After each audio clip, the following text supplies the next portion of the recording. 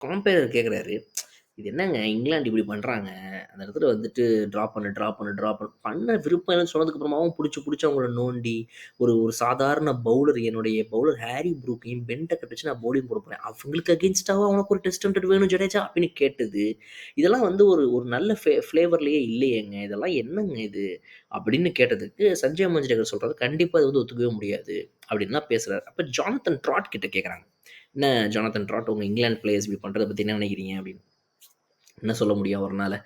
கம்ப்ளீட்டா அகெயின்ஸ்டா போ முடியாது. இந்தியாவுக்கு சப்போர்ட்டாவும் பேச முடியாது. அதே நேரத்தில அவருடைய வியூவையும் சொன்னார். அவர் என்ன சொல்றாருன்னா, "இங்கிலாந்துல ஒரு பிராக்டிஸ் இருக்குது.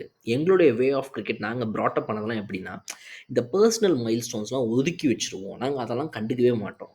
மேட்ச் ரிசல்ட் என்ன? அதுக்கு தான் விளையாடுவோம்." இப்போ வந்து இந்த இடத்துல ட்ரா தான்றது 2 டீமுக்கும் தெரிஞ்சு போச்சு. இதுக்கப்புறம் டைம் கிடையாது ஒரு இன்னிங்ஸ் ஆரம்பிக்கிறதுக்கு. இந்தியா இன்னிங்ஸ் எப்போ வந்துட்டு போதும்னு டிக்ளேர் பண்றாங்களோ, அதோட வந்து மேட்ச் முடிஞ்சிரும்ன்றது ரூல்ஸோடைய டைமிங்ஸ் படி தெரிஞ்சு போச்சு. இதுக்கப்புறம் இன்னொரு ஒரு இன்னிங்ஸ் ஆரம்பிக்க மாட்டாங்கன்னு தெரிஞ்சு போச்சு. அப்ப இட்ஸ் ட்ரான்னு தெரிஞ்சதுக்கப்புறம் நாங்க ஆட மாட்டோம்.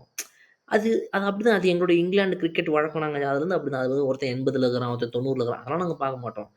ட்ராவா ரைட் ஓகே கை குடுத்து கிளம்பிருவோம். அப்படின்றது தான். பட் எனக்கு இந்தியன் இந்தியன் பாயிண்ட் ஆஃப் வியூலயும் புரியுது. நான் 2 சைட்லேருந்துமே யோசிக்கிறேன்.